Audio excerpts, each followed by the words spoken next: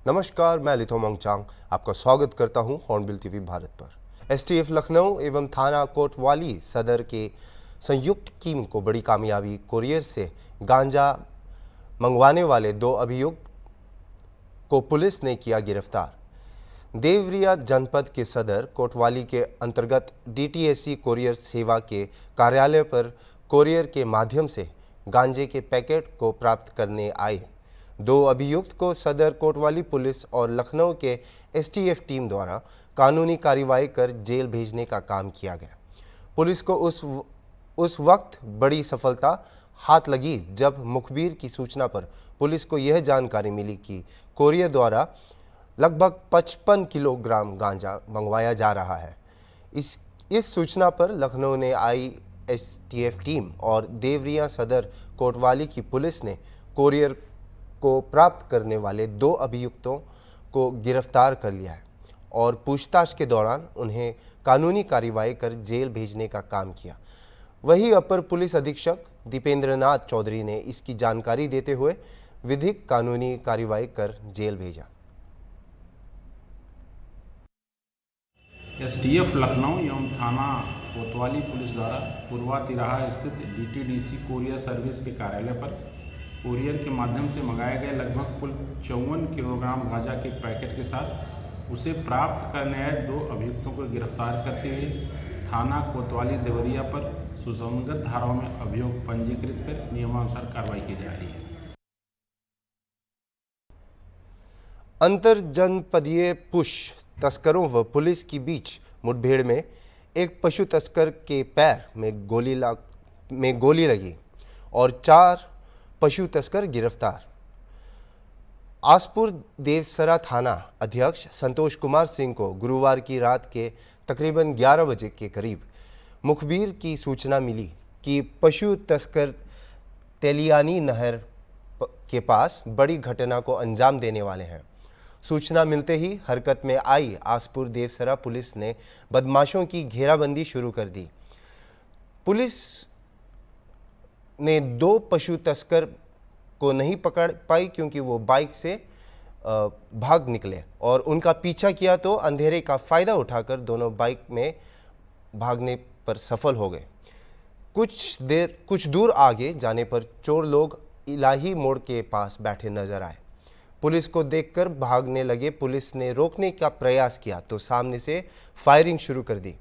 Police ने जवाबी कार्रवाई की तो तालिब उर्फ छोटू को दाहिनी पैर में गोली लगी। साथ में वसीम अहमद, ताहिर अहमद, दिलशान को दौड़कर पुलिस ने पकड़ लिया। पुलिस और पशु तस्करों के बीच 6 राउंड की फायरिंग हुई। पुलिस की तरफ से 4 राउंड की फायरिंग और बदमाशों की तरफ से 2 राउंड की फायरिंग की गई। संयोग सही रहा कि बदमाशों की गोली कर्मियों को नहीं लगी। हालांकि एक पुलिसकर्मी मन्नू सिंह कांस्टेबल घायल बताए जा रहे हैं। पकड़े गए 3 बदमाशों के पास से 2 तमंचा वह 1 जिंदा कारतूस पुलिस ने बरामद किया। पकड़े गए पशु तस्करों को अफसर देवसरा पुलिस ने जेल भेज दिया। घायल पशु तस्कर तालिब उर्फ छोटू अहिरौला थाना आजमगढ़ की पुलिस ने पहले ही 25,000 रुपये का इनाम घोषित कर रखा है। पुलिस द्वारा रात्रि गश्त और चेकिंग के दौरान 2 मोटरसाइकिल पे 6 संदिग्ध व्यक्ति आते दिखाई दिए, जिनको रोकने का प्रयास किया गया, किंतु वो पुलिस पार्टी पे फायर कर भागने लगे। पुलिस द्वारा भी मुठभेड़ करके 4 संदिग्ध बदमाशों को गिरफ्तार किया गया है। एक बदमाश जो तालिब नाम का है, जो अहिरौरा थाना क्षेत्र आजमगढ़ का रहने वाला है, एक गैंगस्टर का भी अभियुक्त रहा है वहाँ से, और आजमगढ़ से 25,000 रुपये का इनामिया है। मुठभेड़ में इसके पैर में गोली लगी है। 3 और अन्य अभियुक्तों को गिरफ्तार किया गया है, दिलशाद, वसीम और ताहिर को। ये भी जानकारी में आया है कि ये गोवध के कई मुकदमों में वांछित है। आसपुर देवसरा थाने से भी वांछित है। गिरफ्तार किए गए अभियुक्तों को जेल भेजा जा रहा है। घायल का जिले चिकित्सालय में इलाज चल रहा है। जो शेष अन्य 2 फरार हैं, उनकी तलाश की जा रही है। उनकी भी जानकारी कर ली गई है। शीघ्र ही उनको गिरफ्तार किया जाएगा। सर, मुठभेड़ में किसी सिपाही को भी गोली लगने की बात? हाँ, थाना आसपुर देवसरा के एक कांस्टेबल मन्नू सिंह भी मुठभेड़ में घायल हुआ है, उनका भी इलाज चल रहा है।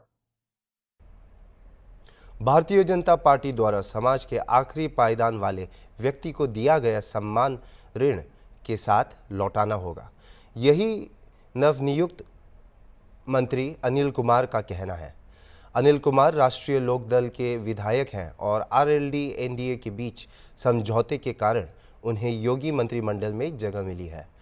मंत्री अनिल कुमार, जो मंत्री बनने के बाद पहली बार लखनऊ के पार्टी के राज्य कार्यालय पहुंचे, हॉर्नबिल टीवी के पत्रकार अनूप चौधरी के साथ एक विशेष बातचीत में कहा कि उन्हें उत्तर प्रदेश में भाजपा की 80 सीटों का लक्ष्य हासिल करने में कोई कसर नहीं छोड़ेंगे। उन्होंने अनूप चौधरी के साथ अपने समाज के बारे में भी कई बातें साझा की। मंत्री अनिल कुमार जी हमारे साथ हैं, उनसे बात करेंगे। सर, जिस तरह से भाजपा सरकार कहती है समाज के अंतिम पायदान के व्यक्ति को सरकारी योजनाओं का लाभ मिला, आप भी दलित समुदाय से आते हैं, आप अपने समाज को कहां पर आप ले जाएंगे? देखो, हमारा समाज जो है ना, जिस समाज से मैं आता हूँ, हम लोग सत्ता में भी रहे, बहन कुमारी मायावती जी ने उसका नेतृत्व किया, लेकिन आज उस समाज के लिए दुख का विषय है कि वो आज हाशिए पर है। जो समाज एक बार सत्ता में रह जाता है उसके लिए बहुत बड़ी चुनौतियाँ सामने आती है। माननीय काशीराम जी ने एक बात कही थी कि जब हम अपूर्ण बहुमत की सरकार में जिस दिन हम आ जाएंगे, उसके बाद उस सत्ता को संभालना ही बड़ी चुनौती है। अब मान्यवर काशीराम जी तो नारा दे के चले गए, जिम्मेदारी आ गई मान्य बहन जी पर। अब भाई स्थिति क्या है, सन 84 से जब हमारी पार्टी बनी 84 से 2007 तक, तो हमारी पार्टी का ग्राफ ऐसे था, आज नीचे जा रहा है। मैं इस पर कोई टीका टिप्पणी करना नहीं चाहता। सवाल नेतृत्व, क्योंकि ये निर्णय नेतृत्व करने हैं कि दल उनको कैसे चलाना है, किस प्रकार चलाना है, वो जाने। लेकिन हमारा समाज परेशान है, वो कहीं ना कहीं जुड़ना चाहता है, उनके काम नहीं हो रहे, वो परेशान है। अगर ऐसे समय में अगर कोई सहारे देने का काम किया है तो भारतीय जनता पार्टी की सरकार ने, आदरणीय जयंत चौधरी जी ने सहारा दिया है। आज हमारे समाज को कैबिनेट मिनिस्टर बनाकर बहुत बड़ा सम्मान दिया है। हमारे दलित वर्ग के लोग, पिछड़े वर्ग के लोग बहुत खुश हैं, बहुत उत्साहित हैं इस बात को लेकर कि प्रथम बार जो है किसी को कैबिनेट मिनिस्टर बनाया हमारे वर्ग के व्यक्ति को। तो निश्चित रूप से बदलाव होगा और इस बदलाव का लाभ एनडीए को होगा। और एनडीए का जो हमारा टारगेट है 80/80 400 पार, वो निश्चित रूप से हम लोग साकार करेंगे और इतिहास लिखा जाएगा कि आदरणीय नरेंद्र मोदी जी तीसरी बार और सीटें बढ़ाकर प्रधानमंत्री बनने जा रहे हैं। क्या लगता है कि भारतीय जनता पार्टी वो पार्टी है जिसमें समाज के अंतिम पायदान के व्यक्ति को भी सम्मान मिला, जैसा कि आपने कहा आपको खुद सम्मान दिया गया है, और अब जो 2024 का चुनाव होगा पूरी का 80 सीटें जीतेगी, आपको जो सम्मान मिला, क्या वाकई में जो आपको सम्मान मिला है आपके समाज को भी वही सम्मान मिलना चाहिए आपके पे? कल हम मुजफ्फरनगर जा रहे हैं, आप में से हमारा कोई साथी चले, अगर वहाँ गरीब वर्ग के लोग आपके भाई का सम्मान करने के लिए, स्वागत करने के लिए ना खड़े हों, तो फिर आप सवाल करना। पश्चिम में परचम 100% बहुत बड़ी बात होती है कैबिनेट विषय। आज तक जो है दलित वर्ग के व्यक्ति को राजमंत्री या स्वतंत्र प्रभार देकर फुल स्टॉप लगा दिया जाता है। ये आप अनिल कुमार हैं और जिस तरह से भारतीय जनता पार्टी में इनको सम्मान मिला है, इनका साफ कहना है वो सम्मान जो है भारतीय जनता पार्टी को एनडीए जो उसका जो लक्ष्य है यूपी में 80 का 80 सीट जीतने का, उस सम्मान के बदले वो 80 सीट जिताने का काम करेंगे भारतीय जनता पार्टी, ताकि भारतीय जनता पार्टी का जो लक्ष्य है वो पूरा हो सके। वीडियो जर्नलिस्ट अनिल सैनी के साथ अनूप चौधरी, हॉर्नबिल टीवी, लखनऊ। चित्रकूट शिवरात्रि मेले के दर्शन के लिए श्रद्धालुओं से भरी ऑटो एक घटना में पलट गई, जिससे 2 मासूम बच्चों और एक महिला की मौत हो गई। दर्जनों लोग घायल हुए और उन्हें तत्काल एम्बुलेंस की सहायता से मेडिकल कॉलेज में पहुंचाया गया। इस दुर्घटना में 3 लोगों की मौत हो गई है, जिसमें 2 मासूम बच्चे और एक महिला शामिल हैं, जबकि अन्य लोग गंभीर रूप से घायल हैं। घायलों की पहली बड़े किलेपाल अस्पताल में इलाज के लिए ले जाया गया, फिर उन्हें मैकाज हॉस्पिटल को संदर्भित किया गया है।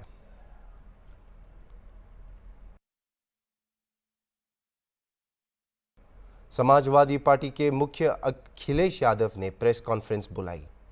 इनमें डॉक्टर सीताराम राजपूत भाजपा को छोड़कर आए और शाकिर अली के पुत्र परवेज आलम भी थे। राष्ट्रीय लोकदल के उपाध्यक्ष लतीफ़ भिडरी भी मौजूद थे। बीएसपी को छोड़कर इसलिए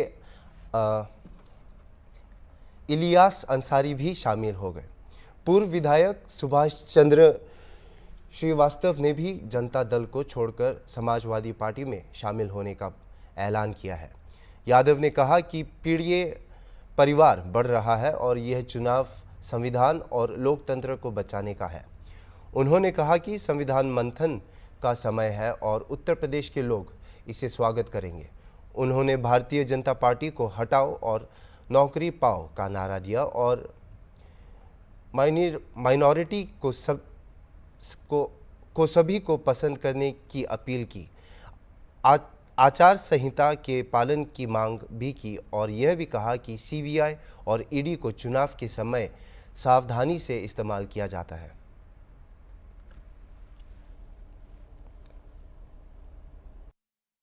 राष्ट्रीय अध्यक्ष और इस मुल्क के भविष्य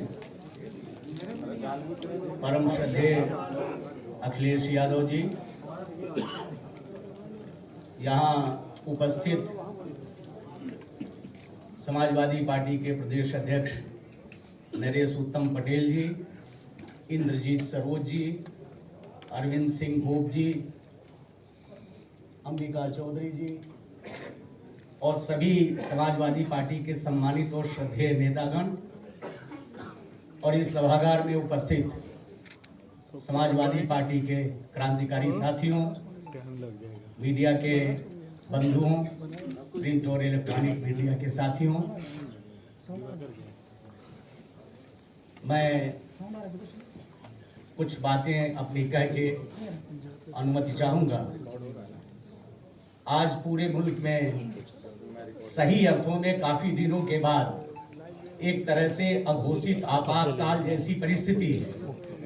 अनप्रोक्लेम्ड कि माननीय अखिलेश जी जो ये कहते हैं कि जो पौराणिक गाथा हमारे वहाँ है कि यहाँ समुद्र मंथन हुआ था, तो इनका ये कहना है कि 2024 का जो लोकसभा का चुनाव है वो सही अर्थों में संविधान का मंथन का है।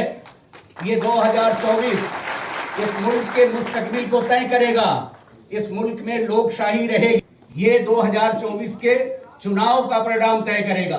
तो मैं आपसे कहना चाहता हूं कि जो लोग इस देश में जागरूक हैं, जो नागरिक जो 70-75 वर्षों के आजादी के बाद के दिनों में जिन्होंने तमाम अधिकार अर्जित किए थे, आज वो अर्जित जो उनके जनाधिकार हैं वो खतरे में हैं, वो सभी खत्म किए जा रहे हैं। और कोई लंबी बात मैं नहीं करना चाहता, मैं इतनी जरूर कहना चाहता हूं कि आज जो विवेकवान लोग हैं उनको माननीय अखिलेश जी की अपील को पूरी शिद्दत से लेनी चाहिए और संविधान मंथन के इस अभियान में उनको खड़ा होना चाहिए समाजवादी पार्टी के साथ। इस देश में लोकशाही रहेगी, इस देश में जमहूरियत रहेगी, तो इस देश में अकलियत हो, पिछड़ा हो, मजलूम हो, ग्राउंड ट्रॉडन हो, उसके हकों की रक्षा होगी। और आज जो पीडीए का इन्होंने नारा दिया, मैं आपसे कहना चाहता हूं कि हम सभी लोग डॉक्टर राम मनोहर लोहिया के स्कूल ऑफ थॉट के लोग हैं और आज समाजवादी आंदोलन ही इस मुल्क को उबार सकता है वर्तमान चुनौतियों से। इसलिए मेरे जैसा आदमी भी इस बात को समझा। मैं आपसे कहना चाहता हूं, लोक निर्माण विभाग में तैनात अधिशासी अभियंता छविराज यादव ने एसपी को शिकायत पत्र देकर आरोप लगाया कि वह बैनीपुर संपर्क मार्ग के निर्माण कार्य की प्रगति जांच करने पहुंचा था, जहां सदर विधायक के प्रतिनिधि अरुण मौर्य शक्ति सिंह अपने 8 अन्य साथियों के साथ पहुंचे और रंगदारी मांगी। रंगदारी न देने पर जानलेवा हमला किया और जमकर मारा पीटा। पीड़ित की तहरीर पर पुलिस ने सदर विधायक के प्रतिनिधि अरुण मौर्य शक्ति सिंह के अलावा 8 अज्ञात पर धारा 147, 353, 332, 506 और 387 के तहत केस दर्ज कर छानबीन में जुट गई है।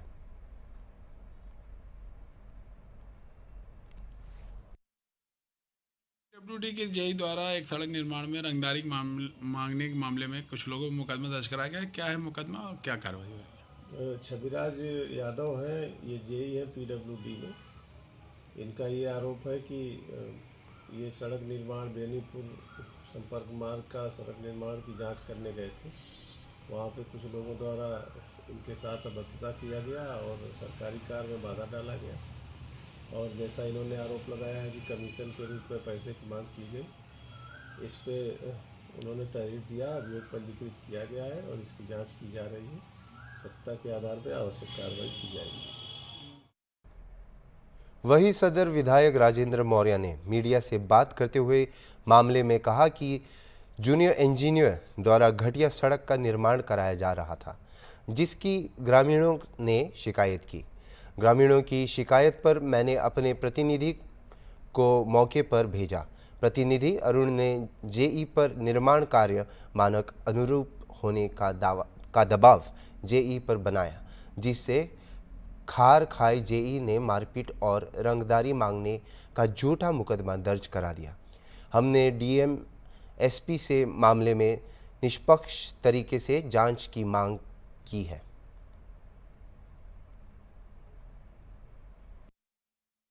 और उनसे जो है गुंडा टैक्स मांगा जा रहा है, इस बातों में सर कितनी सच्चाई है? बिल्कुल निरर्थक गलत आरोप लगाया जा रहा है। बेनीपुर गांव हमारे से सटा हुआ है, वहाँ पे निर्माण कार्य पीडब्ल्यूडी विभाग द्वारा हो रहा था, घटिया निर्माण कार्य हो रहा था।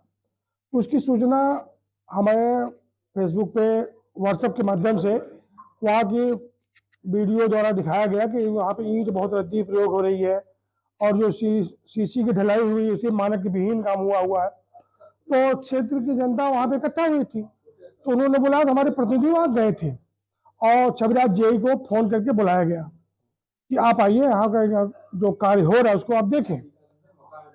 साथ ही साथ संबंधित ठेकेदार को भी बुलाया गया, ठेकेदार नहीं आए।